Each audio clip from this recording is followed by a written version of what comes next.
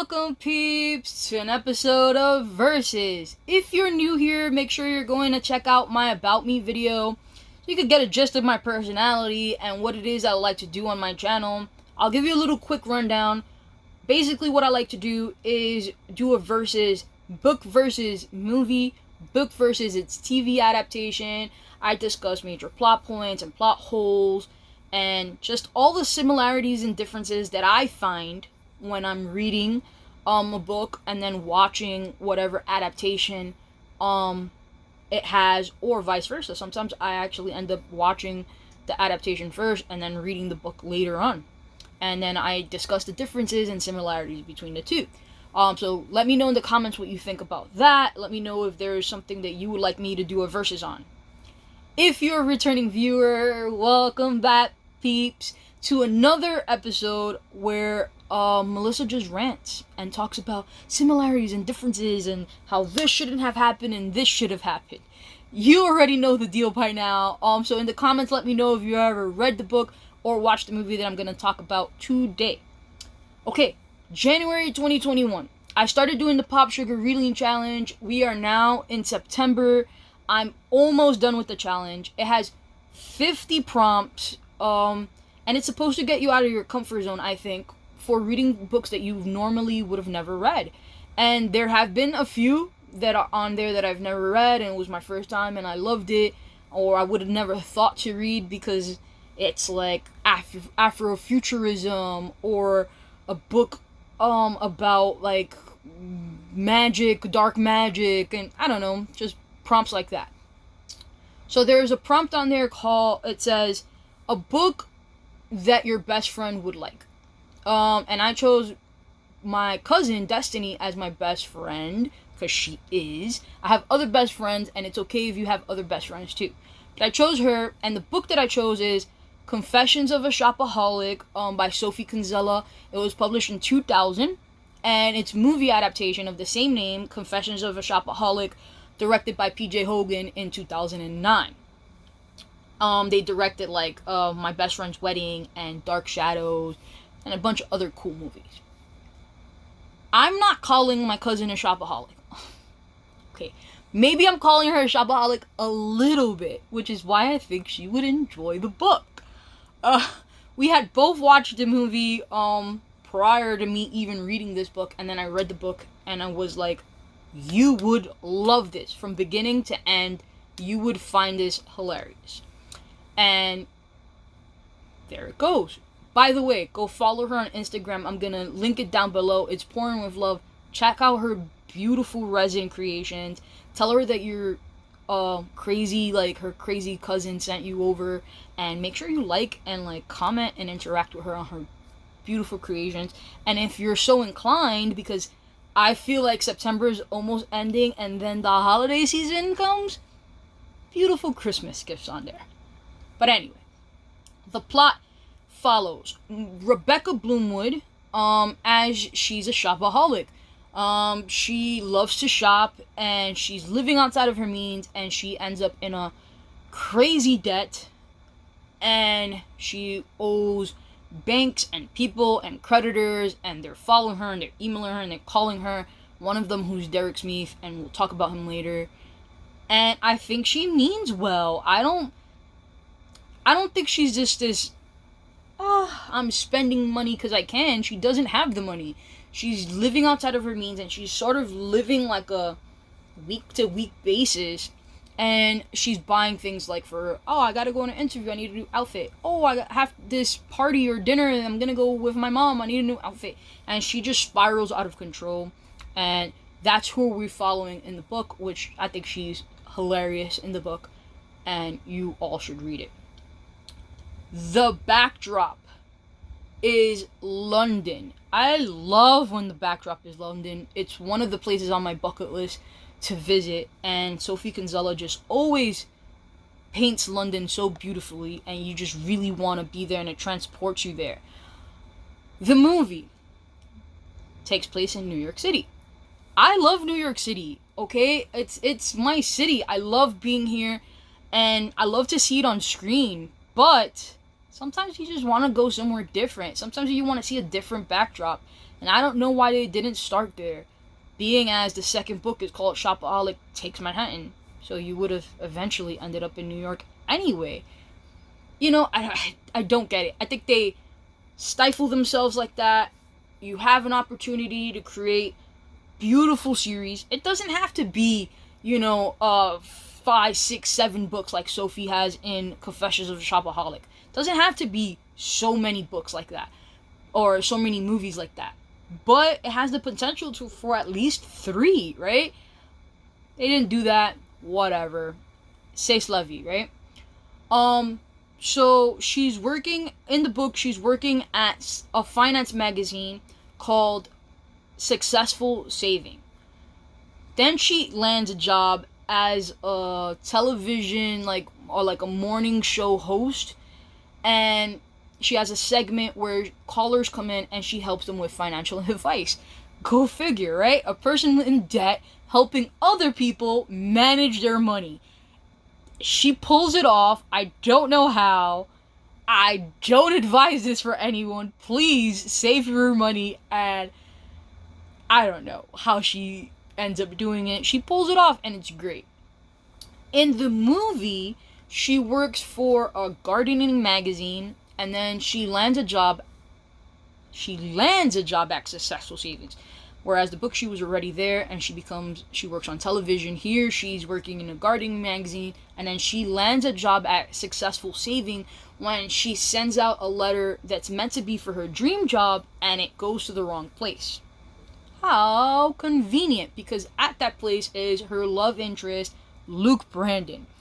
Okay, so Luke Brandon in the book, he's running a PR firm who is representing Flagstaff Bank. She's in debt. She finds out that her neighbors are being swindled from through this bank called Flagstaff, and they're being shortchanged basically on their money and on their lifelong savings. And she writes an article trying to basically bring this all to light. And that's the plot of that book. That she's in debt over here, meanwhile trying to help her neighbors not end up in a situation where they're, basically broke. For the movie, she basically is in debt throughout the whole movie, and she ends up writing an article called The Girl in the Green Scarf, where she kind of gives financial advice, but she equates it to clothes. She equates it to shopping, and Luke Brandon finds it so clever, and it becomes really successful actually. So that's what's happening there. All while simultaneously in the book and the movie this is going on, you have Derek Smith who's in back of her going, hey, you owe money and you need to pay now, or you're gonna you overdue, and all this other stuff. In the book, he's very polite. He's not pressing. He's sort of in the looming distance while she grows further and further and further into debt. Eventually you find out towards the end that he's not a bad guy. He's just doing his job, and he actually helps her out, and helps her get out of debt. In the movie, he's portrayed as a villain. He's creepy, he's slimy, he's rude, and he gets off on just destroying people's dreams and seeing them and hearing them cry over the phone and just all of this stuff. He does not care. And his main goal, when he finds out that Rebecca is doing this show where she talks about Girl in the Green Scarf, is to be there and embarrass her on TV and basically call her out, on all the lies that she's been shelling out to people. Her parents, her friends, her, Luke Brandon. Wow. Those are 2 different, plots, I feel like. The bare bones is that she's a shopaholic, right? But one is, has a more redeeming quality where she's really trying to help her neighbors, against his bank. And in the book, like, Luke Brandon's more like in the background. He's just like background character because he's like the love interest, but he's not like in. It's not about him being the love interest. Is what I'm trying to say. In the movie, he has more of a backstory, as do all the other characters. And I find him to be a little bit more interesting in the movie, right? He's like the son of a normal chap. His mom is like this big mogul, and he's trying to like get out of the shadow and just create a name for himself, which he has. And so, like, they're night and day, so to speak, the two plots. Eventually, in the book, she helps these people against Flagstaff Bank, and she doesn't necessarily like get out of debt. She's heading towards that way, right? But there's a whole series of her being a shopaholic, so she's not necessarily out of the woods yet. And then, she gets together with Luke Brandon, the love interest, and things just mesh together. At the end of the movie, well, when you see that Derek Smith goes on and he yells all these things while she's on TV, and he basically exposes her for being a liar and unqualified to give financial advice, things start to spiral a little bit. Everybody around her is kind of mad. She then ends up selling like a lot of her clothes and things and getting money and then paying back her debt. Meh. Typical like movie setup, like really quick and get it over with. So, the endings are different, the feeling is different. Essentially you have different plots. The bare bones are there, but I kind of wish they would have stuck with the book a little bit more, especially at the backdrop, because I feel like that's essential to who Rebecca Bloomwood is and just that world. Which one did I like better? Movie or book? While I like Isla Fisher and I like seeing her like on the screen and portraying this, I feel like the movie portrayed Rebecca Bloomwood as very like ditzy and just callous and not really thinking about like her loved ones. She's not like that at all. I prefer the book. The book just has, it gives her depth. It gives her a reason why she's like this, and she's not a mean person. She really does care about the people around her.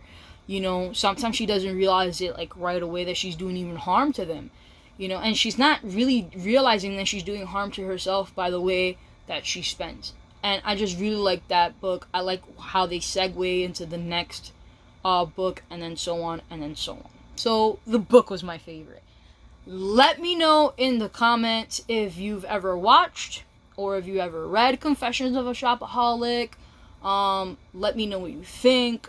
Don't forget to like this video, subscribe to my channel, comment, interact with me. Tell me what your thoughts are. Tell me if there's similarities or differences that you have seen that I didn't catch, and just all that good stuff.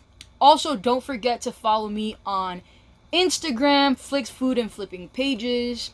Follow my book reviews on there and interact with me on there. And then comment your IG handles either on my Instagram or over here so that I can make sure that I'm following you back.